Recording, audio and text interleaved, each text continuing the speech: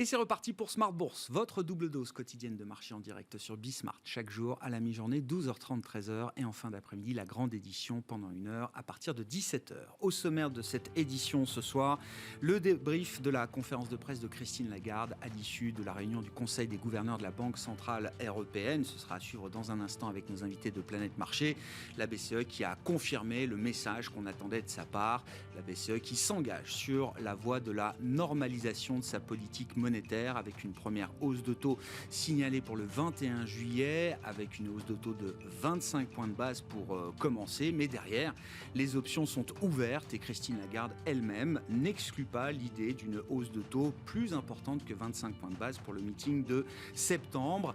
Et au-delà, la BCE compte bien poursuivre son resserrement monétaire jusqu'à la neutralité, jusqu'à l'atteinte du taux neutre en zone euro, qui reste une forme de chimère. On l'estime peut-être autour de 1,50. La BCE qui veut donc poursuivre au-delà du taux zéro à un rythme soutenable. Ces hausses de taux en tenant compte évidemment de l'environnement économique. Les marchés se sont ajustés. L'ajustement sur le marché obligataire a été quand même sensible, significatif. Des hausses de 10 points de base, 20 points de base sur le 10 ans italien, 10 points de base sur le 10 ans allemand. Le 10 ans français atteint le niveau des 2% ce soir pour la première fois depuis 8 ans. C'est un palier symbolique qui marque les esprits.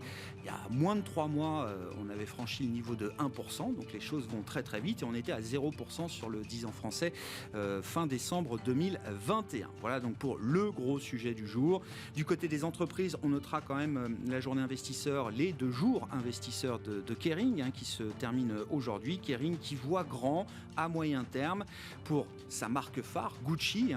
Kering ambitionne de développer Gucci jusqu'à 15 milliards d'euros de chiffre d'affaires à moyen terme, contre moins de 10 milliards aujourd'hui. Et puis surtout, Kering qui voit grand pour Yves Saint Laurent, qui va devenir une méga brand avec un chiffre d'affaires estimé à moyen terme qui pourrait être de l'ordre de 5 milliards d'euros, soit 2 fois plus qu'aujourd'hui. Voilà donc pour les annonces de Kering à l'occasion de cette journée investisseur. Les marchés sont en baisse. Vous aurez les infos clés dans un instant avec Alix Nguyen. On est sur une baisse de plus de 1% cette fin de journée pour les actions européennes. Et puis dans le dernier quart d'heure de Smart Bourse, le quart d'heure thématique, nous parlerons des métaux stratégiques liés à la transition énergétique à l'occasion du lancement d'un nouveau fonds chez Ophi Asset Management piloté par Benjamin Louvet, gérant matières premières chez Ophi AM, qui sera avec nous en plateau à partir de 17h45.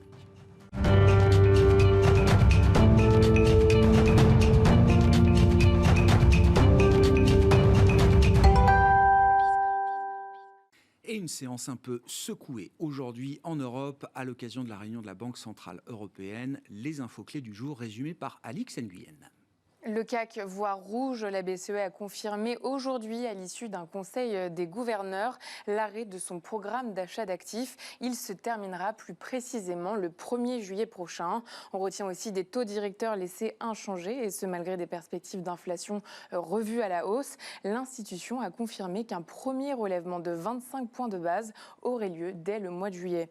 Lors de la conférence de presse tenue au sortir de la réunion, Christine Lagarde a pour sa part précisé que l'institution devrait procéder à une série de relèvements des taux au cours des prochains mois.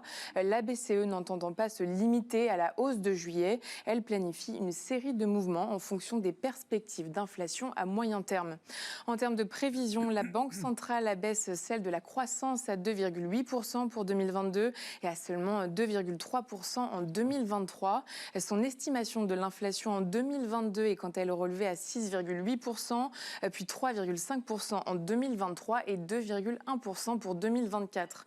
Sur le plan des valeurs à suivre aujourd'hui à New York, Tesla résiste à la tendance baissière et profite entre autres de la hausse en mai de ses ventes de voitures produites en Chine. Le titre Alibaba recule, et ce malgré le feu vert provisoire des autorités chinoises à la relance du projet d'introduction en bourse d'Ant Group.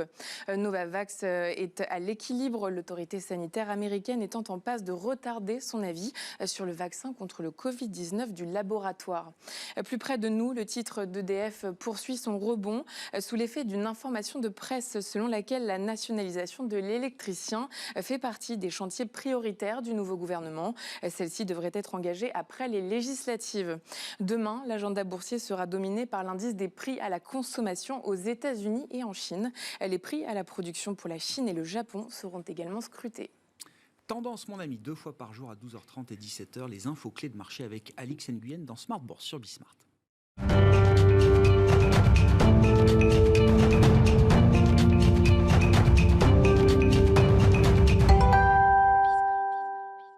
Trois invités avec nous chaque soir pour décrypter les mouvements de la planète marché. Nicolas Forest est avec nous ce soir, le directeur de la gestion obligataire de Candriam. Bonsoir Nicolas. Bonsoir. Vincent Chéniaud nous accompagne également ce soir. Bonsoir Vincent. Bonsoir. Le directeur de la recherche de Generali Investments et Zakaria Darwish avec nous également en plateau ce soir. Bonsoir Zakaria. Bonsoir. Merci d'être là. Vous êtes responsable des solutions d'investissement taux et crédit de CPR Asset Management. Le sujet du jour évidemment c'est la Banque Centrale Européenne qui s'est exprimée à la mi-journée en annonçant un certain nombre de décisions, en préannonçant d'autres décisions à venir, en balisant le chemin de la normalisation de sa politique monétaire.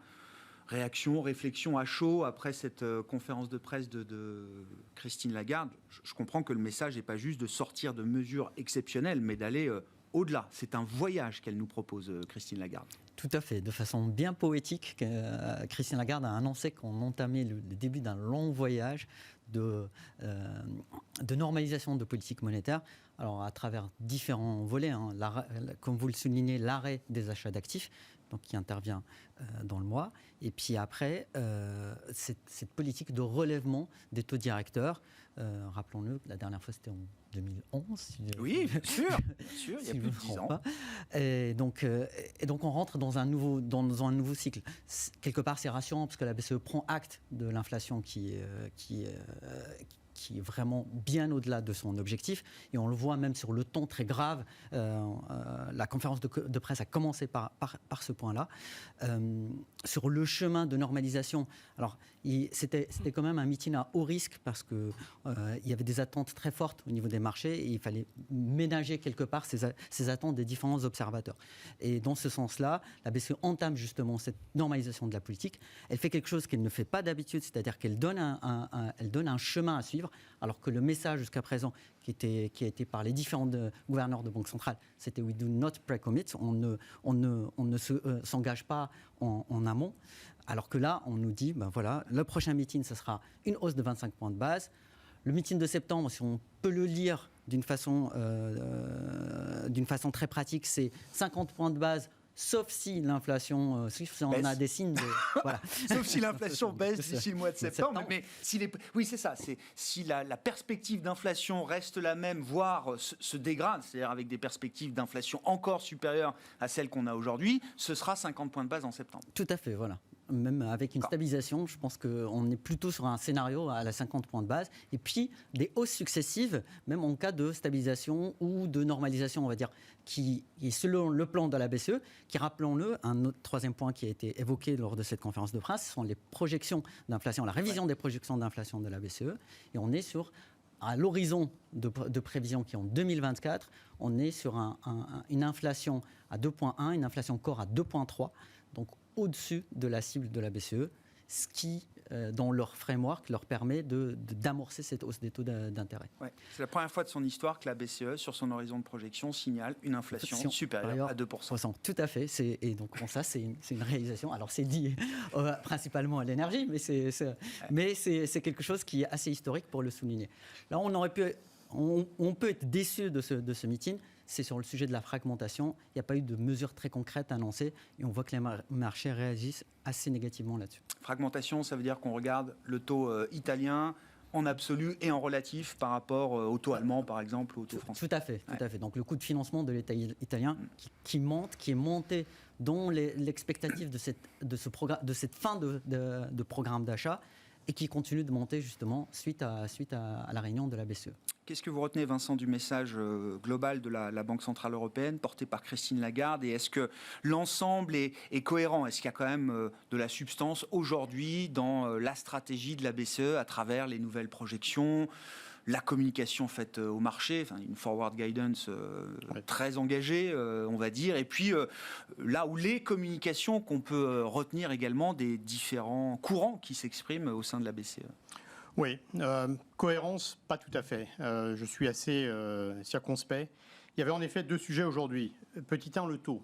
Sur les taux, le message est très clair, c'est un message dur, c'est un message au quiche. Avant le meeting d'aujourd'hui, le marché anticipait 125 points de base de hausse, donc 5 fois 25, sachant qu'il ne reste plus que 4 d'ici décembre. D'ici décembre. Il ne reste plus que 4 meetings, donc le marché intégrait déjà l'idée d'un meeting à 50 points de base. Ouais.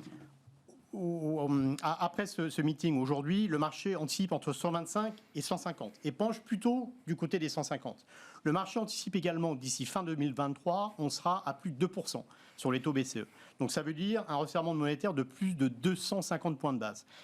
Ceux qui pensent qu'un tel resserrement monétaire aurait un impact assez limité sur l'économie vont être très déçus. En l'occurrence, si la BCE s'en tient à ce cheminement soutenu, tel que l'a décrit la BCE après le meeting de septembre, un cheminement graduel mais soutenu.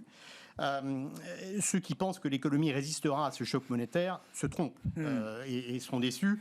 Donc, dans ce sens, les prévisions de croissance associées à ce message de politique monétaire ne semblent pas tout à fait cohérents. Ensuite, il y avait la deuxième question, la question de fragmentation, en effet, qui n'a quasiment pas été traitée, puisqu'on nous dit on a des outils existants, en l'occurrence la réallocation du PEPP, donc le réinvestissement des papiers qui arriveront à maturité. Éventuellement, on pourrait même investir avant la maturité des papiers. Ceci près qu'en faisant ça, on fait de la création monétaire temporaire et donc c'est contraire à l'objectif d'inflation, donc c'est pas si facile. Ouais. Et Madame Lagarde nous dit on a éventuellement d'autres outils, on ne sait pas bien lesquels. On a l'OMT par exemple, mais on sait que c'est extrêmement contraignant pour les pays. Stigmatisant. Donc on n'a pas un message très fort là-dessus. Et donc on en ressort quand même inquiet parce que le message monétaire est dur et donc on peut s'inquiéter de la réaction de l'économie à un moment où la Fed déjà elle-même resserre très violemment. Et en l'occurrence, ce que ça veut dire un resserrement dur, c'est que les taux réels augmentent et que la croissance baisse. Ouais. Cet effet ciseau est très défavorable pour la soutenabilité de la dette et donc pour les questions de fragmentation en l'occurrence. Donc je crois qu'on peut être un petit peu inquiet sur les mois qui viennent et donc il est beaucoup trop tôt pour risquer les portefeuilles. Oui, encore une fois, quand on voit les prévisions, projections d'inflation fin 2024, c'est 2,1% pour l'inflation globale, c'est 2,3% pour l'inflation cœur. C'est-à-dire qu'on peut considérer que le travail ne serait pas totalement achevé. On se place en théorie dans un schéma parfait où on se retrouvera en 2024 avec 2,3% d'inflation cœur en zone euro. Ça signifierait à ce moment-là que le travail n'est pas encore complété pour la Banque Centrale Européenne. Clairement, la BCE s'inquiète aujourd'hui des effets de second tour. On a des nouvelles sur les salaires. Les rémunérations par employé en hausse de 4,4% en glissement annuel. Ça traduit déjà des effets de second tour qui inquiètent la BCE, puisque ces effets de second tour ont tendance effectivement à ancrer l'inflation sur un niveau plus élevé, d'où ces prévisions à la fin de l'horizon de prévision, à 2024. Donc la BCE s'en inquiète et se dit la réponse, il faut resserrer la politique monétaire. Certes, mais l'impact sur la croissance sera significatif et on peut douter que les prévisions de croissance sont réalisées, en l'occurrence si on suit ce cheminement monétaire. Très vite, dès le début de la conférence de presse, après avoir traité le sujet de l'inflation, Christine Lagarde explique que la mise en place et l'implémentation du programme de résilience en Europe serait un soutien non négligeable, important dans cette période pour l'économie de la zone euro. Signe qu'il y a aussi une partie fiscale, budgétaire aussi dont il faut tenir compte et qu'il faut espérer peut-être. Oui. C'est vrai que NGEU par exemple n'a pas été totalement dépensé, donc il y a encore de la place. Le programme Repower EU par contre est assez décevant, il n'y a rien de très nouveau. Donc quand même, quand on regarde le stimulus, l'impulsion budgétaire, on a quand même du mal à penser, après ce qu'on a connu en 2020-2021, que ça va suffire pour soutenir l'économie. Je dirais que la dérivée sur la politique budgétaire elle sera négative. Pas très favorable. Ouais. Nicolas, qu'est-ce qui vous paraît crédible là aujourd'hui dans le discours, la communication de la Banque Centrale Européenne ? Qu'est-ce qui est encore sujet ouvert au débat? Je rejoins ce qui a été dit, notamment par Vincent et ses inquiétudes sur la croissance. Je retiendrai trois points. Le premier point, c'est que la Banque centrale est en retard. Fondamentalement, elle est en retard. Elle doit rattraper son retard. Donc 25 points, 50 points, enfin, le rythme que Vincent décrit, il est assez énorme, hein. C'est un resserrement super. Donc ils sont super en retard. Ah bah par rapport à l'historique de la zone euro, oui. Ils sont super en retard et l'inflation qui était transitoire, en fait, ils sont complètement plantés, mais elle a dit c'est pas grave puisque les autres aussi. Bon, ça c'est le premier point. Donc ils sont en retard, il faut qu'ils rattrapent le retard. Le deuxième point que je retiens, c'est qu'ils sont pas prêts. Parce que l'idée de monter les taux, ok, ils l'annoncent, très bien, pour le mois de juillet. Pour le mois de septembre, c'est une optionnalité. Moi, ça me rend en tant qu'investisseur inquiet parce que je ne sais pas bien sur quel pied danser. Et puis surtout... Ce qui est une option pour septembre, c'est 50. 50, oui, exactement. Oui, c'est 25 ou 50. Ouais. Et puis, on comprend quand même entre les lignes que c'est plutôt 50 de base. Et on verra si jamais il y a des surprises sur l'inflation qui permettent de se détendre. Elle a pas dit 50, elle a dit ou plus fort. Oui. Mais voilà, mais en effet, mais c'est surtout cette hausse-là avec aucun outil de liquidité ou d'achat d'actifs. Elle a dit qu'elle savait le faire, que tout était prêt. Mais moi, je trouve toujours attendez, Nicolas, on peut pas tout vouloir. On peut pas dire la BCE Alors, est en retard, il faut normaliser, elle s'est complètement plantée, et dire en même temps, il faut... Alors, je vais revenir là-dessus. Mais c'est le coût de la normalisation. Alors non, c'est là où moi je suis... c'est là où je suis un peu en désaccord, mais évidemment, qui suis-je pour le dire, avec la séquence que la Banque Centrale Européenne a adoptée. Je crois qu'elle a été décidée il y a 2 ans, 3 ans, qui consistait à dire on ne montera les taux que quand on aura fini les programmes d'achat d'actifs. En gros, c'était ça. Oui. Et je pense que c'est dangereux. Parce qu'en effet, la dernière... C'est trop tard, c'est fait. Je suis d'accord avec vous. Je suis d'accord avec vous. J'ai jamais compris pourquoi ils s'entêtaient dans cette séquence. Voilà, mais je pense que cette séquence qui consiste à dire nous allons monter les taux une fois qu'on... Et d'abord, il faut arrêter la PP, ce qui va être fait. Donc le QI, le programme d'achat d'actifs. Voilà. Et puis après, on monte les taux. Et puis après, on voit. Mais quand même, c'est compliqué. Je trouve dans son message, je trouvais ça... Mais c'est pas facile, hein. Mais c'est quand même compliqué de dire... On arrête la PP et on arrête les programmes d'achat d'actifs à partir du 1er juillet, mais on peut réactiver tous les programmes qu'on veut, mais on ne sait pas lequel. Donc on arrête d'acheter, mais on peut acheter. Mais on achète ou on n'achète pas. C'est quoi le message? Donc moi, ce que je dis juste par rapport à ce deuxième point, c'est qu'elle n'est pas vraiment prête sur ce sujet. Je pense que le staff est en train de travailler sans doute sur un outil, mais quel outil? Quelles sont les modalités? Quelles sont les conditionnalités? Quelle est la flexibilité? Quelle sera la légalité de ce programme? Toutes ces questions qui se sont toujours posées du temps du SMP, de l'OMT, se posent encore aujourd'hui. Et moi, je n'ai pas la réponse.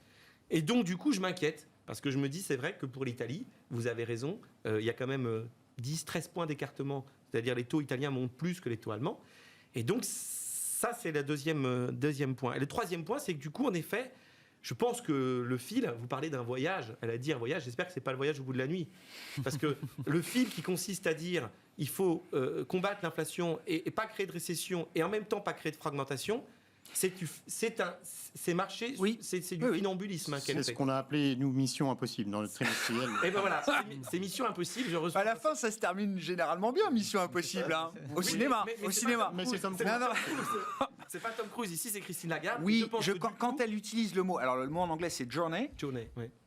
Elle dit c'est un long voyage. Moi, ce que je comprends, c'est que il n'y aura pas de précipitation, il n'y aura pas en tout cas, au regard des éléments dont on dispose aujourd'hui, la BCE est prête à se donner le temps pour monter ses taux au niveau qu'elle jugera nécessaire, le taux neutre, mais qu'elle veut que ce soit un rythme soutenable pour l'économie. Elle a en tête cette idée quand même, ce calendrier. Mais le point clé, c'est qu'on a une zone économique monétaire où il y a une inflation qui peut être à 5% environ en France. Et à 20 ailleurs. Et à 20 ailleurs. Oui. Où il y a une politique monétaire, où la dernière fois qu'on a monté les taux, c'était au moment de la crise souveraine, en 2011. 2 fois. Voilà. Et on sait ce qui s'est passé. Et qu'on fait cette hausse de taux au moment où les QI sont finis. Pourquoi Du coup, se pose forcément la question. Moi, la fragmentation. Pourquoi ça fait des mois que la question leur est posée. Pourquoi est-ce qu'ils refusent de répondre précisément aujourd'hui? Est-ce que c'est une question, est-ce que c'est une réponse dont le marché a besoin aujourd'hui là? Je pense que le marché voudra avoir des éléments de clarification d'ici la fin de l'année. Oui. Le marché va tester. Et le marché va tester. La séance du jour est emblématique, oui, effectivement. Voilà, on voit en concentrer la réaction. Et je termine juste avec un dernier point sur la conclusion, ce que je trouve assez, quand même, pas fabuleux, mais enfin symptomatique, c'est l'euro.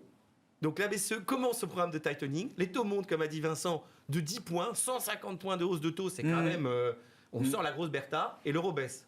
Les investisseurs vendent des actifs. Il avait remonté un peu l'euro aussi. Hein. Non, mais- L'euro baisse à partir du moment où la question de la fragmentation est posée, qu'il n'y a pas de réponse. Exactement. Donc il y a un sujet de crédibilité de l'euro. Et c'est pour ça que je vous rejoins tout à fait, c'est que vraiment le sujet va être central. C'est-à-dire que oui, ok, on normalise la politique, c'est bien. Compte tenu des niveaux d'inflation, c'est nécessaire. C'est le mandat, rappelons-le, c'est le mandat principal et unique de la BCE, contrairement à la Fed. Et du coup, en fait, c'est là le choix entre la croissance et l'inflation. Ils choisiront in fine l'inflation. La lutte contre l'inflation. Voilà, tout à fait. Et du coup, on voit aujourd'hui, effectivement, je rejoins le point, c'est que le pricing du marché est extrêmement agressif. Sur 2022, justifié par rapport au niveau d'inflation et que l'inflation ne baissera pas du jour au lendemain. Il n'y a pas d'effet de base qu'on attend qui feront qui aideront. 2023 est une autre histoire. D'autant plus que si vraiment la demande souffre de cette hausse des taux, si la demande mondiale ralentit pour différents sujets selon les zones, eh bien là, on aura une inflation plus faible. Et il a quand même souligné pendant la conférence qu'il reste dépendant des données. C'est-à-dire qu'au final, voilà, la BCE a toujours été pressée au fait de donner un peu de forward guidance, de donner un peu de visibilité. Et c'est pour ça, je pense peut-être qu'ils sont enfermés dans cette histoire de dire on arrête l'achat d'actifs avant de monter les taux parce qu'ils ne pouvaient pas dire quand est-ce qu'ils montaient le taux. Donc ils donnaient une sorte d'information. Et là, c'est pareil. Ils donnent les 25, ils donnent une idée sur les 50 de septembre. Et cette histoire de journée. Mais c'est clair que si on a des chiffres d'inflation qui ralentissent, et surtout si c'est drivé par une croissance qui ralentit, là ils auront les billes pour s'arrêter en bon chemin. Quoi. Ça veut dire qu'il faut quand même le prendre en compte aussi, parce que la BCE, c'est aussi un animal politique, de plus en plus peut-être aujourd'hui. Il y avait besoin de restaurer un peu de crédibilité aussi. Et l'agressivité du discours participe aussi peut-être à la restauration de la crédibilité de la BCE. Il y a le plan, la théorie, le discours, et puis en pratique, comment les choses évoluent. Tout à fait. D'autant plus que, vu le nombre de personnes autour de la table, et les discours qui restent quand même durs du côté allemand notamment, avec ce niveau d'inflation-là, c'était pas tenable, c'est peut-être un consensus auquel en fait, on voit le résultat d'un consensus qui se dégage aujourd'hui, mais sur lequel manque quand même ce côté de la gestion de la fragmentation, sur lequel justement ça cache certainement un non-consensus sur le type de politique, et sur justement, par exemple, si on parle des niveaux de financement, quel est le niveau de financement, le niveau d'écartement des spreads entre l'Italie et l'Allemagne. Il n'y a pas de trigger, il n'y a pas de déclencheur, il n'y a pas de mesure précise. En tout cas, c'est ce que nous dit Christine Lagarde aujourd'hui. Exactement. Vincent. Oui, il y a une forme d'incompatibilité. On dit en effet, la Fed a deux objectifs, traditionnellement l'emploi et l'inflation, alors que la BCE a un objectif primaire qui est l'inflation. En réalité, moi j'ai l'impression qu'en fait, la BCE a également deux objectifs, l'inflation, mais également maintenir l'intégrité de la zone euro à partir du moment où les défauts de construction n'ont pas été résolus. Pas d'union bancaire complète, pas d'union fiscale. Ouais. Et donc la BCE a cette responsabilité. Et aujourd'hui, ils s'attaquent à l'inflation, en effet, c'est leur mandat. Mais ça expose très clairement la question de stabilité de la zone euro. Oui, mais on tourne autour de... Quand votre inflation est à 1%, oui, vous pouvez vous permettre de déployer des outils massifs pour gérer les spreads. C'est le whatever it takes de 2012 de Mario Draghi, etc. Quand votre inflation elle est prévue à plus de 2% sur votre horizon de projection, vous le dites vous-même. Comment on peut justifier un programme d'achat d'actifs, même si l'objectif est un objectif secondaire du mandat de la Banque Centrale Européenne, c'est compliqué à défendre.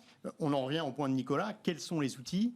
La réalité, la triste réalité, c'est que la BCE n'est pas en position d'imprimer de l'argent à un moment où l'inflation est tellement élevée. Ou alors, donc un programme d'achat d'actifs dédié au spread, c'est quelque chose de compliqué à imaginer. Quand l'inflation est tellement élevée, oui. Ou alors on dissocie complètement les outils de politique monétaire. On affecte les taux à la question de l'inflation et la politique quantitative à la question de la fragmentation. Ouais. Mais c'est quand même extrêmement compliqué. D'un point de vue communication et efficacité de la politique monétaire, ça pose quand même question. Ouais, Donc alors- la réalité, c'est qu'il faut peut-être passer la patate chaude au gouvernement avec ces questions D'accord. d'action fiscale coordonnée qu'on a vu pendant le Covid. Donc c'est aux politiques de garantir l'intégrité de la zone euro comme ça doit l'être Ça depuis le devrait départ. être le cas. Et en réalité, c'est la BCE qui a hérité de cette fonction. Qui a hérité, Alors, c'est l'héritage de bah, Draghi, rappelons-le. C'est Oui. l'héritage de Draghi, c'est Draghi qui a vraiment... Qu'il a assumé, endossé cet héritage. Exactement, cette, avec mission-là. la brèche de ramener tout à la stabilité des prix, de dire, bah voilà, s'il y a fragmentation de la zone, il n'y a pas de stabilité de prix, il n'y a pas de transmission de politique monétaire. Exactement. Et Mais c'est les toujours arguments ça. sont cohérents. Enfin, je veux dire, Ah, on tout à peut fait. l'entendre, Tout ça à fait. s'entend. Mais Le c'est marché l'a clair. très bien entendu pendant longtemps. Oui, moi, deux choses, juste par rapport à ce que vous dites. Non, pour moi, le début de la politique d'achat, c'est Jean-Claude Trichet avec le SMP. Et je pense que c'est important de le rappeler vrai. parce que le risque, la politique monétaire, c'est de la politique. Donc le risque, c'est pas, faut pas qu'ils viennent avec un programme type SMP ou MT, un truc compliqué, conditionnel, parce que je suis pas sûr que le marché. Donc il y a une question de politique quand même et de communication qui sera voilà. Juste le dernier point, je pense que voilà, là on est tous à dire bon, c'est pas évident, mais je pense que cette conférence de presse, c'était mission impossible de toute façon de la réussir, Oui. parce qu'elle était de toute façon dans une situation très délicate. Très délicate. Moi, ce que je trouve juste surprenant finalement, c'est qu'elle va potentiellement monter de 50 points au moment où l'inflation pourrait commencer à baisser en septembre. Oh, certains nous disent qu'on sera pas loin de 9%, peut-être sur la marque de septembre. Ouais, mais s'il fallait les monter de 50 points, je trouve compliqué de ne pas comprendre pourquoi il ne le fait pas en juillet. Alors, pourquoi Mais je pense que c'est une forme sans doute de compromis. Peut-être qu'elle ne voulait pas justement favoriser cette fragmentation. Il y avait un risque de marché, il y avait un risque Mais- clairement, de risque de signer. Ah oui. Mais il y est quand même. Donc, Ça fait des mois qu'on en parle, des mois qu'on se prépare à des surprises. On a des surprises en permanence du côté des banques centrales. mais c'est quand même surprenant. Mais oui, mais S'il y a une urgence telle qu'elle existe, ça ne sert à rien de dire on va peut-être le faire en septembre. c'est peut-être Faut une mieux le manière faire de, Non, en plus, c'est de montrer qu'on essaye aussi de prendre en compte la partie croissance. On le dit pas, mais c'est peut-être une manière d'être. Oui, mais on dit qu'on risque de le faire quand même en septembre. Bah ouais. Donc on repousse l'échéance. On avait l'excuse de sortir des taux négatifs. On aurait pu dire 50, le Ouais, premier meeting, ouais. vous repassez à zéro, on met les compteurs C'était une à communication trop compliquée. C'était pas assez safe pour une banque centrale comme la BCE, marquée par quelques erreurs dans le passé. Non, mais c'est Exactement, ils ont jugé que on va c'était pas trop refaire dangereux. l'histoire, mais Ouais, c'est ils ont vrai jugé que que c'était trop dangereux. Mais personnellement, je pense que le cheminement qu'on nous annonce, qui est pricé aujourd'hui par le marché, est de toute façon dangereux. En tout cas, l'été va être intéressant, on va dire, hein, parce qu'ils vont faire la hausse le 21 juillet. Et après, c'est le mois de septembre. Donc, on va arrêter les achats d'actifs, on va diminuer la liquidité, la vol est élevée, les taux D'accord. montent dans un moment où l'été. il y aura déjà une forme de stress test, vous dites, qu'on pourra évaluer à la rentrée pour Bah, voir si ça tient. Voilà, je vais reformuler. Je me demande où sont les spreads italiens en septembre. D'accord. Bon, à 200 plus, la BCE ne panique pas. Non. Non, à 200, de mémoire, on est rentré à 250 BP en mars 2020, hein, avant le programme PEP. Donc, Ouais. donc on 250, oui, d'accord, du coup, ok, on peut. on n'est pas en Non. situation de stress. Après, après, pour les États, ce qui compte, c'est le niveau absolu de refinancement. Donc, le stock de dette italien, c'est 5%.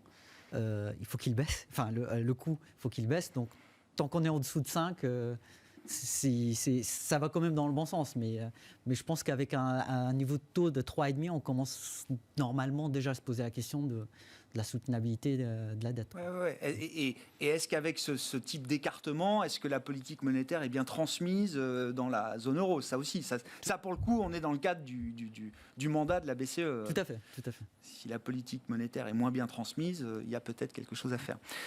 Question assez pratique, mais parce que sur Twitter, je reportais quelques-uns des éléments de la conférence de presse de Christine Lagarde, et notamment, alors je me focalise de temps en temps sur l'OAT, même c'est vrai qu'on regarde beaucoup le Bund ou le 10 ans italien.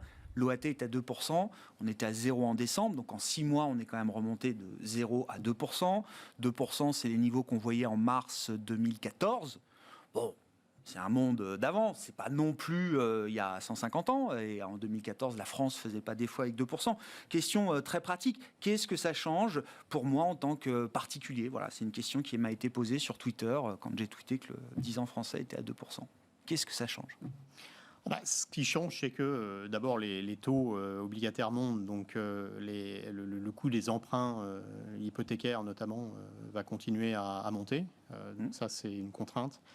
Ce qui change, c'est que on entre dans une période d'inflation. On est dans une période d'inflation forte et de croissance qui ralentit. Ce qui est quand même pas terrible d'un point de vue confiance, et on sait qu'on a des réformes à venir, donc on peut quand même s'inquiéter de la séquence, non pas tellement les élections législatives, mais ce qui va suivre, à savoir que la capacité des ménages d'encaisser les réformes sera probablement pas très élevée à un moment où effectivement ils sont plutôt en souffrance.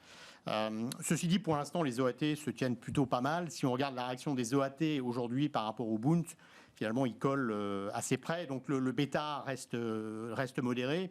Il n'y a pas d'inquiétude particulière. Mais c'est vrai que la rentrée pourrait être difficile. Et en l'occurrence, structurellement, la France est quand même dans une position de fragilité. Il faut quand même se souvenir que la crise de la zone euro, c'était une question de déficit public, de dette, mais également de déficit externe. Les pays du Sud qui étaient en déficit et donc qui avaient besoin des investisseurs étrangers pour se financer. Les déficits externes de la zone euro, la situation externe, la balance externe commerciale de la zone euro se dégrade forcément du fait de l'énergie. Oui. Mais en France particulièrement, le déficit commercial français a explosé dans une mesure qui est quand même relativement un petit peu inquiétante. Ça n'a jamais été notre grande force. Certes, mais là, c'est notre faiblesse si on regarde par rapport à la situation de la zone euro en moyenne. La France est dans une situation délicate. Et donc, il y a un vrai défi, vous dites, pour la France particulièrement, chaque pays a ses spécificités. Le statut semi-corps de la dette française, par exemple, va être un peu challengé. Semi-corps, ça veut dire qu'on n'est pas considéré tout à fait comme l'Allemagne, mais on n'est pas non plus considéré comme l'Espagne, le Portugal, voire l'Italie. Oui, non, absolument.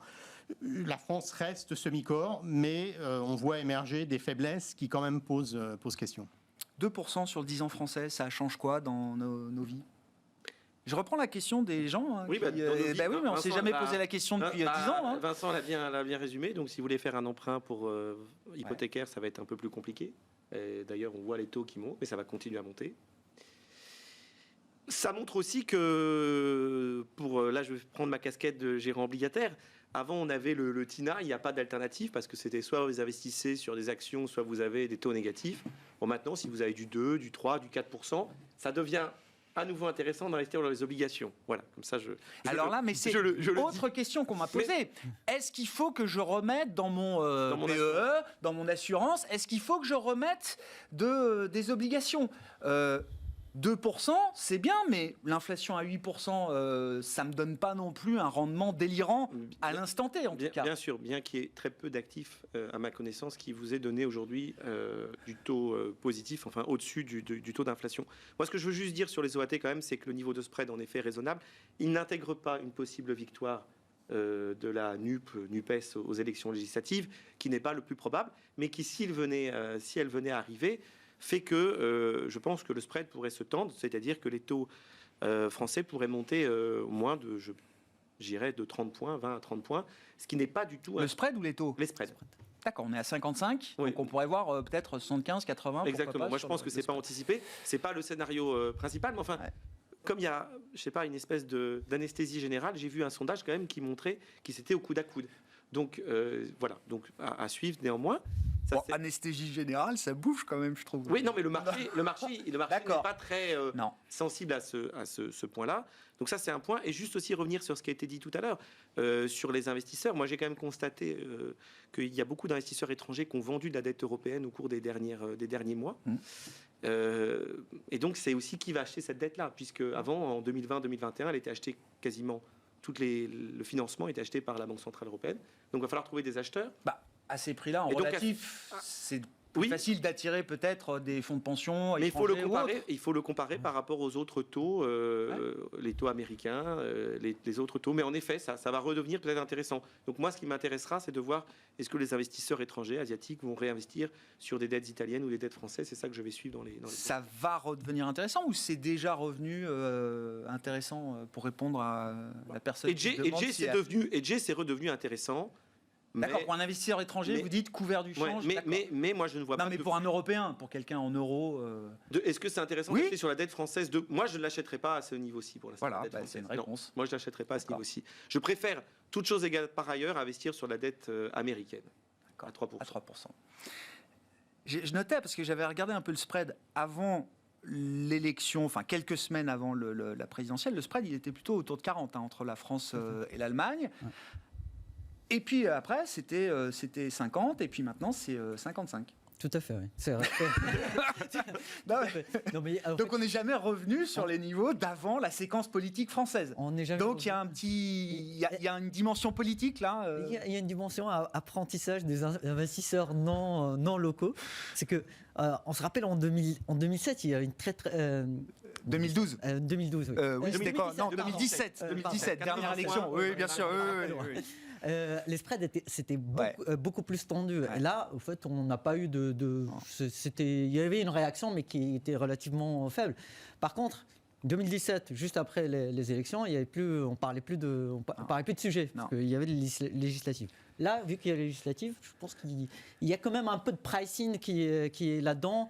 Il y a beaucoup de, quand on lit les notes de recherche, il y a plusieurs grandes boutiques qui s'inquiètent au fait de. Vous savez, on écrit des notes sur les législatives françaises. Là. Voilà, ça circule, ça commence à circuler dans le marché. Bon. On voit les. C'est-à-dire, les justement, investisseurs vont plus s'intéresser aux législatives que les On voit électeurs français. Peut-être. Oui, on voit les sondages français maintenant faire la une de la presse anglo-saxonne qui dit attention, c'est au coude à coude. Et ce qui fait que ça explique une partie de ce spread-là.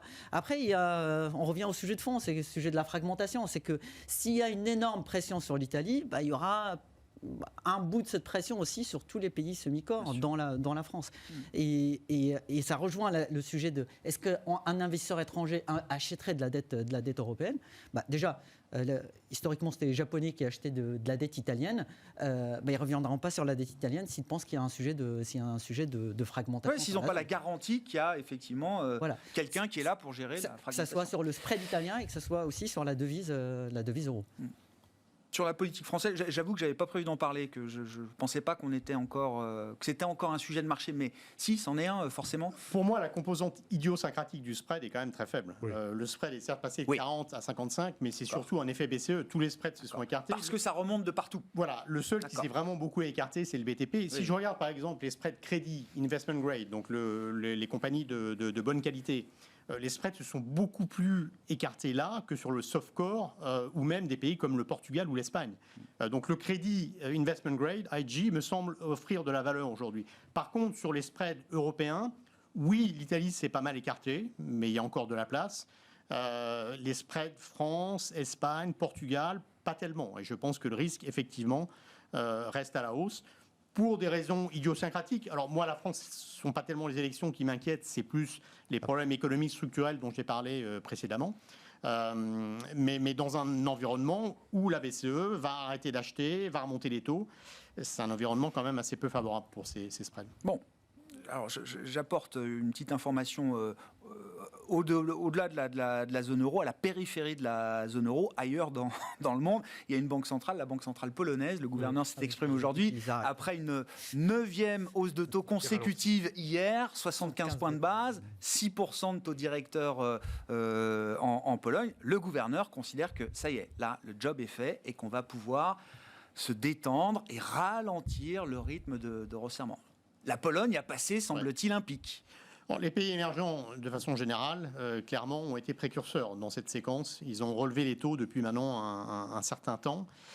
Et d'ailleurs, les marchés émergents en général sont plutôt très bons marchés. Les spreads émergents, la dette en devise locale, évidemment, a beaucoup souffert de ces hausses de taux. Les marchés d'actions également ont beaucoup souffert.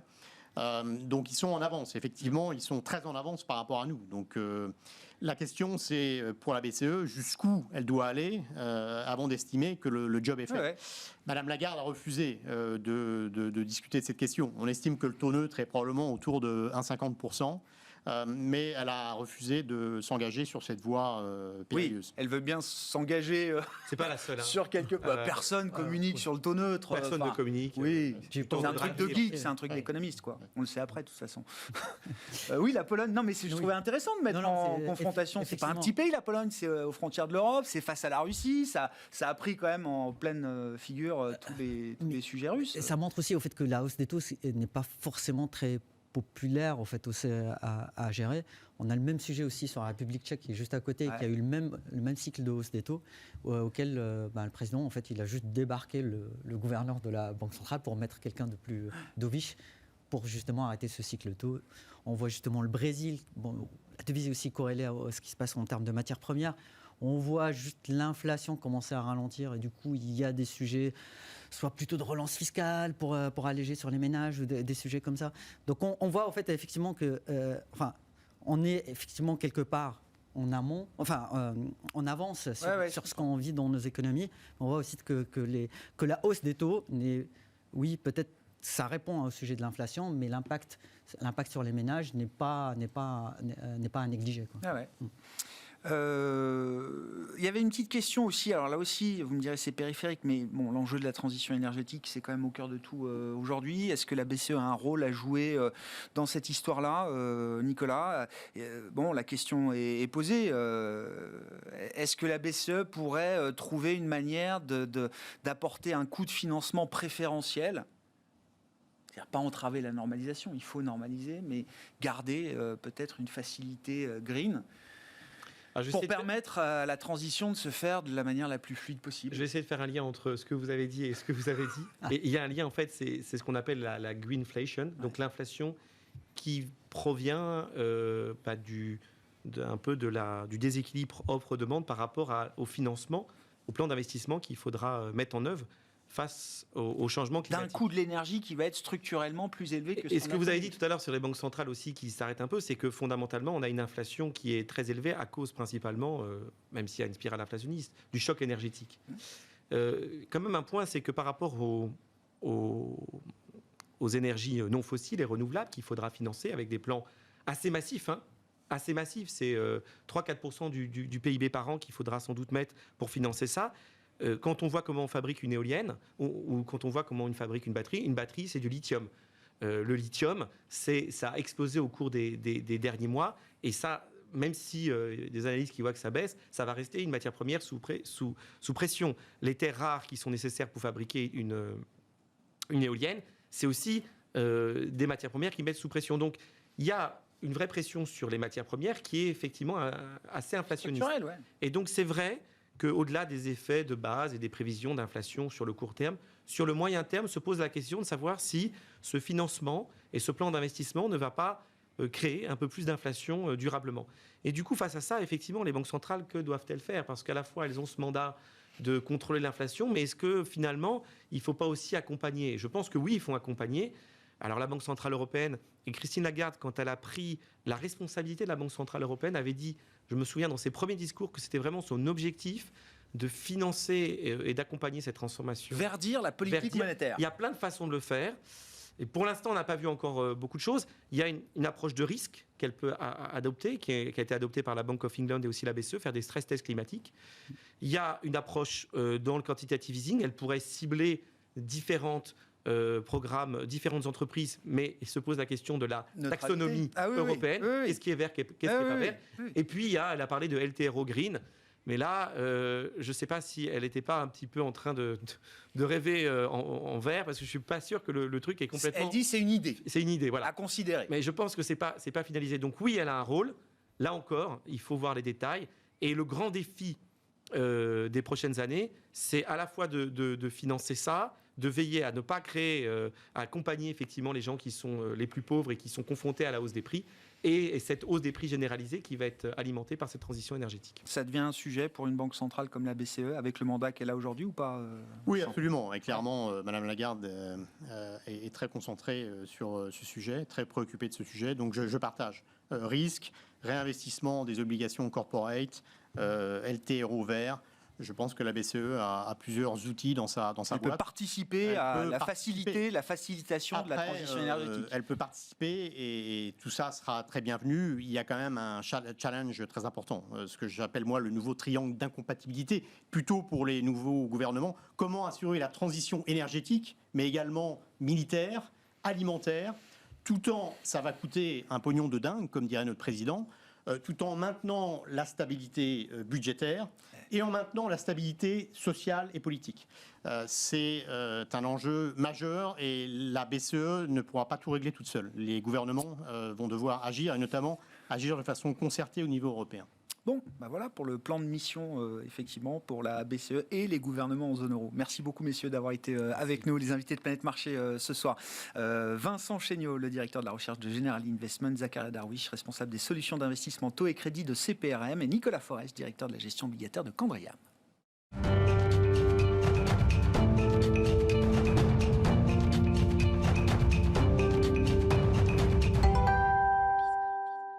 Le dernier quart d'heure de Smart Bourse, chaque soir, c'est le quart d'heure thématique. Le thème ce soir, c'est celui des métaux stratégiques nécessaires à la transition énergétique. Et c'est un sujet pour Benjamin Louvet, gérant matières premières chez Ophi Asset Management, à mes côtés en plateau. Bonsoir Benjamin. Bonsoir Grégoire. Bon, l'actualité qui vous amène une fois de plus sur ce plateau, alors c'est ce que j'appelle ou ce qu'on appelle la guerre des métaux stratégiques, alors qui trouve une concrétisation chez vous, chez Ophi Asset Management. On va parler du nouveau fonds que vous lancez, que vous allez piloter. Donc il y avait le fonds Precious Metals. Maintenant, il y a un fonds qui s'appelle Energy Financial Investment Energy Strategic Metals. Voilà, les métaux stratégiques dédiés à la transition énergétique. Ceux qui vous écoutent ne seront pas étonnés de vos propos, Benjamin, mais il faut peut-être redonner un petit peu les contours de l'équation métaux-transition énergétique. Oui, alors les métaux servent à plein de choses, mais il y a un gros game changer, c'est qu'aujourd'hui, les rapports du GIEC sont formels, il y a un réchauffement climatique, et si on veut limiter ce réchauffement climatique, qui est essentiellement d'origine humaine, lié à la combustion des énergies fossiles, il faut se séparer des énergies fossiles. Les énergies fossiles représentent aujourd'hui encore 80% de l'énergie primaire consommée dans le monde. On a 30 ans pour s'en défaire. Voilà. C'est extrêmement brutal. Et c'est le plus grand challenge, à mon avis, de l'humanité, parce qu'on a bâti notre économie autour de ces problématiques énergétiques. Alors la bonne nouvelle, c'est qu'on a des solutions. Il y a des énergies décarbonées, il y en a qui sont un peu controversées, le nucléaire, il y en a qui sont un peu limitées en termes de développement possible, l'hydroélectrique, même s'il y a des projets possibles, et il y en a sur lesquels il y a un consensus, ce sont les énergies renouvelables. Mais on a déjà eu l'occasion d'en parler, Grégoire, le problème, c'est que contrairement à ce que certains politiques ont voulu nous faire croire pendant la campagne en nous disant que le passage au renouvelable nous rendrait indépendants parce que le vent et le soleil sont chez nous, eh bien, on ne fait pas d'électricité avec du vent ou avec du soleil. On fait de l'électricité avec un transformateur qui convertit l'énergie du vent ou du soleil en électricité. Et ce transformateur, il a une existence physique, il est fait principalement de métaux. Il faut, par exemple, dans une voiture électrique, 6 fois plus de métaux rares que dans une voiture thermique classique, 4 fois plus de cuivre que dans une voiture thermique classique. Vous avez dans une éolienne entre 950 kg et 5 tonnes de cuivre en fonction de la taille de l'éolienne. Dans un panneau solaire, vous avez de l'argent, vous avez du cuivre, vous avez de l'aluminium. Et donc, ce que je suis en train de vous expliquer, c'est que faire une transition énergétique, c'est transformer notre dépendance aux énergies fossiles en une dépendance aux métaux. Et nous ne sommes pas forcément bien préparés à ce changement. Et les contraintes, ce que l'ancien président de la Banque centrale d'Angleterre, Mark Carney, a appelé la tragédie des horizons, on a besoin de prendre conscience de ce problème très vite. Pourquoi ? Parce que les besoins en métaux arrivent tout de suite, si on est sérieux sur la transition énergétique. Et ouvrir une nouvelle mine, entre le moment où on décide de faire cette mine et le moment où elle arrive en activité, c'est 5 à 7 ans, à minima, plutôt 10 en Europe. Et donc, il faut se dépêcher de faire ces changements. Donc, Philippe Varin a rendu un rapport sur ce sujet à Emmanuel Macron en début d'année, où il disait « Le monde de demain sera sans carbone, mais pas sans métaux ».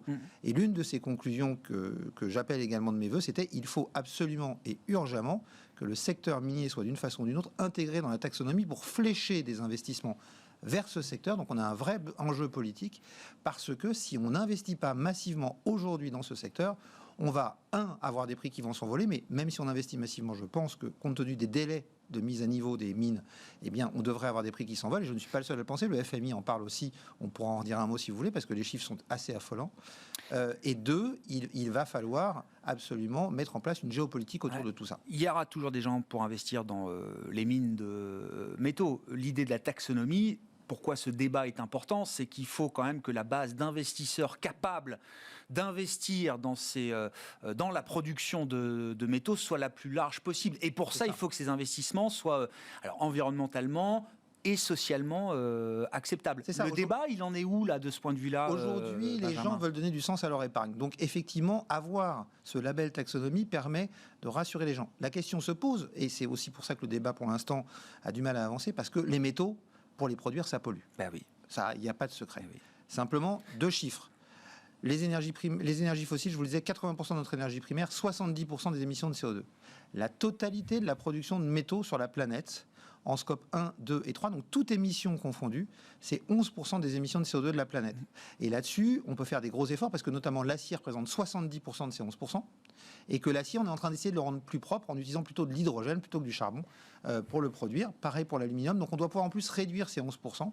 Donc il y a clairement, pour moi, il n'y a pas photo, quoi. Il faut aller sur ces énergies renouvelables, et donc il faut développer le secteur minier, et donc il faut flécher comme vers ces investissements. Alors on peut mettre des contraintes en termes d'émissions de CO2 par tonne de métal produite, mais il faut le faire pour faciliter le développement du secteur minier. En parlant de dépendance, quels sont les enseignements à tirer de la crise russe qui a révélé justement la dépendance qu'on avait au gaz et aux fossiles russes en particulier, sachant que les métaux, alors on va rentrer dans le détail de comment votre fonds permet de s'exposer à cette thématique, mais les métaux dont on parle, j'ai en tête qu'ils ne sont pas produits chez nous. Non. On refuse, nous, de les extraire. Je ne dis pas qu'il n'y en a pas. Mais on y réfléchit, mais c'est compliqué. Ce n'est pas un choix politique évident et sur lequel on peut miser rapidement. Donc, il faut aller les produire ailleurs, dans des pays qui sont quoi? Des pays amis aujourd'hui, qui seront des pays amis encore demain? Première chose, conclusion du rapport Varin. La dépendance de l'Europe à son approvisionnement en métaux est de 70%. La dépendance de la France est de 100%. Donc voilà, vous avez la réponse à votre question. Il va falloir qu'on travaille avec d'autres gens. On a un certain nombre de pays amis qui produisent ce type de métaux, l'Australie, le Canada, les États-Unis. Mais on a aussi un certain nombre de pays avec lesquels les rapports peuvent être parfois un peu compliqués. On va citer la République démocratique du Congo, 65% des réserves mondiales de cobalt, qui aujourd'hui est un métal indispensable pour la mobilité électrique. Ça pourrait changer, mais pour l'instant c'est le cas. Quelles sont nos relations diplomatiques avec la République démocratique du Congo? Quelles sont nos relations diplomatiques avec le Chili, premier producteur mondial de cuivre, qui a un gouvernement très à gauche, qui cherche à augmenter la part de revenus de l'État dans l'activité minière? Quelles sont nos relations diplomatiques avec la Chine, qui aujourd'hui est responsable de 40 à 70% du raffinage de la plupart des métaux, qui est responsable de plus de 90% de la production des terres rares? Il va falloir qu'on se pose ces questions urgemment et qu'on passe d'une diplomatie des énergies fossiles, on a bâti une bonne partie de notre diplomatie autour de nos besoins en énergie fossile ces dernières années, à une diplomatie des métaux pour pouvoir tenir compte de ces problématiques. Les Chinois le font depuis longtemps, et si j'osais, je dirais qu'il y a peut-être une petite raison toute simple, c'est que Xi Jinping et son gouvernement sont essentiellement des ingénieurs. Xi Jinping a un diplôme de géologue, là où le dernier président français ingénieur était Valéry Giscard d'Estaing. Et on aborde pas les problèmes. Je ne savais pas qu'il était géologue. Il a un diplôme de géologue. Ouais. Ouais, effectivement, à garder en tête. Bon, concrètement, dans OFI Financial Investment Energy Strategic Metals, techniquement, comment le fonds fonctionne, à quel type de métaux on s'expose et à travers quel type de support on s'expose à la thématique métaux? Alors, on s'expose directement à la performance des métaux, c'est-à-dire qu'il n'y a pas d'investissement dans des compagnies minières. On enlève le risque action. Voilà, c'est un choix. Certains préfèrent être exposés aux compagnies minières. Aujourd'hui, je pense que les compagnies minières, compte tenu de tous les défis que je viens d'évoquer, vont avoir des dépenses en capital des investissements énormes, ce qui fait qu'elles pourront profiter de tout ça, mais peut-être à plus long terme. Et donc à court terme, on trouve que c'est plus intéressant, plus pertinent de se positionner sur les métaux. On ne peut pas, dans un fonds, je dirais tout public, investir directement dans les métaux, puisqu'aujourd'hui, quand on achète des métaux de ce type-là, on a un risque de livraison et c'est pas une chose qu'on a envie de faire porter à des investisseurs particuliers. Donc, on passe au travers d'un indice. On va répliquer la performance d'un indice qui est composé d'un panier de contrats à terme sur métaux. Donc, on va investir à travers ce fonds. On va s'exposer à la performance du cuivre, indispensable dans toutes les technologies. C'est le plus gros poids dans votre indice, là? Oui, c'est le plus gros avec le nickel. Alors le nickel, lui, est indispensable pour une seule technologie bas carbone, c'est la mobilité électrique. Enfin, principalement pour ça. Sauf que quand on regarde les chiffres, aujourd'hui, on produit 2 millions de tonnes de nickel, 1 million de tonnes de nickel de très bonne qualité. Et pour produire des batteries, il faut du nickel de très bonne qualité. Selon la Commission européenne, en 2040, alors qu'aujourd'hui, on produit 1 million de tonnes, il faudra rien que pour le secteur de la mobilité électrique 2 600 000 tonnes de nickel par an. Donc 2,6 fois plus que ce qu'on produit aujourd'hui, sachant qu'aujourd'hui 75% du nickel utilisé dans le monde est utilisé pour une seule chose, fabriquer de l'acier inoxydable. Et on va avoir des besoins croissants en acier inoxydable. Donc on ne peut pas compter sur une réduction de la demande, donc il va falloir développer l'offre. Donc cuivre-nickel, les deux poids les plus importants. Ensuite on a de l'aluminium, utile pour alléger les voitures notamment. On a du zinc, qui est utile pour protéger de la corrosion, notamment les éoliennes. On a du platine pour l'hydrogène. Sans platine, pas de production d'hydrogène et pas de consommation d'hydrogène en transformation en électrique.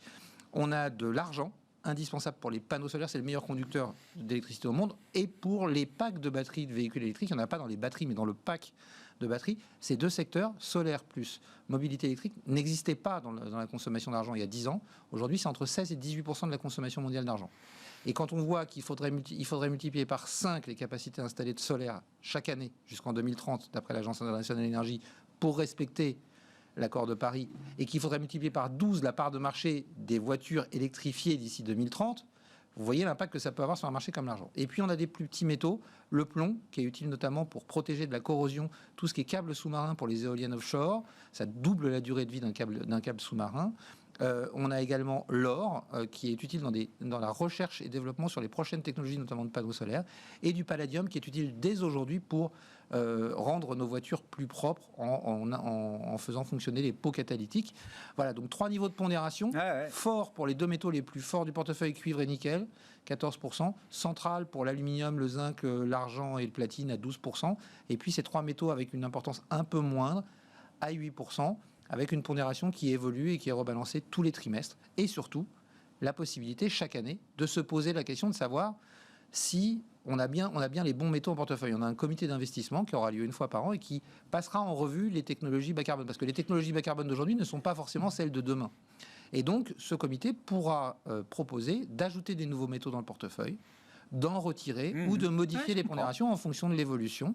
Une fois par an, ça nous a semblé suffisant. Ça peut paraître peu, mais il faut savoir qu'entre le moment où une technologie est découverte en laboratoire et au moment où elle arrive sur le marché, il se passe en moyenne au moins 5 ans. Donc on a un peu de temps et c'est pas la peine de faire des comités pour faire des comités. Je voyais de manière anecdotique, là, parce qu'on n'a pas à nouveau beaucoup parlé du véhicule électrique, et je notais là, des constructeurs chinois type BYD qui intègrent de plus en plus verticalement leur activité jusqu'à aller investir dans des mines, dans la production. Tesla y réfléchit. Oui, le fait, mais visiblement, le chinois BYD est bien plus avancé dans cette intégration jusqu'au minerai que ne l'est Tesla aujourd'hui. Je voyais que les prix du lithium ont pris quand même un petit coup, visiblement, Benjamin. Alors, je ne sais pas, c'est la volatilité habituelle d'un métal comme le lithium, c'est anecdotique. Il y a une volatilité habituelle de ce marché parce que ce marché a énormément monté depuis 18 mois, essentiellement pour des problèmes de supply chain. Parce qu'on ne peut pas dire qu'à très court terme, on ait vraiment une pression sur le marché du lithium qui peut fonctionner normalement parce que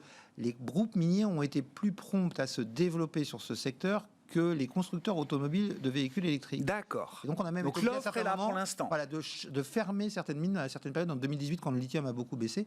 Donc on n'est pas dans une extrême tension. Vous noterez d'ailleurs qu'on n'en a pas dans le portefeuille aussi pour des problématiques d'accessibilité. On espère que ça pourra venir dans le futur, mais à très court terme, c'est pas forcément une grosse tension. Et puis il y a eu la politique zéro Covid chinoise qui fait que les ventes de véhicules partout sont en berne. Et ça pèse sur des métaux comme le lithium, ça pèse sur des métaux comme le platine et le palladium qui sont indispensables pour les pots catalytiques. Oui, mais tous les métaux ne sont pas soumis au même niveau de pénurie ou de problème d'offre. J'ai envie de vous dire que tout ça pourrait constituer, à cause d'un facteur conjoncturel, la politique zéro Covid, plutôt des points d'entrée intéressants si on croit à la thèse que la transition énergétique va entraîner une hausse forte de la consommation de métaux qui devrait entraîner une hausse des prix. Et que c'est un des moyens d'en profiter. Plus qu'une thèse. Je parlais du FMI tout à l'heure, je vous donne juste ça, un bref mot. Le FMI a fait un rapport sur ce sujet où ils ont essayé d'évaluer la hausse que pourraient connaître ces métaux. Ils ont étudié 4 métaux, le lithium, le cobalt, le nickel et le cuivre. La conclusion du rapport du FMI, écrite noir sur blanc, c'est qu'à horizon 2030, dans 8 ans, je vous laisserai faire le calcul des intérêts composés, le prix du lithium, du cobalt et du nickel devrait croître de, je cite, quelques centaines de pourcents, et le prix du cuivre de 60%. Et d'ajouter, attention, ces estimations sont conservatrices, si on se trompe, le risque, il est à la hausse. Merci beaucoup Benjamin Louvet avec nous à l'occasion du lancement de ce fonds Ophi Financial Investment Energy Strategic Metals. Benjamin Louvet, gérant matières premières chez Ophi AM, qui était l'invité du quart d'heure thématique de Smart Bourse ce soir.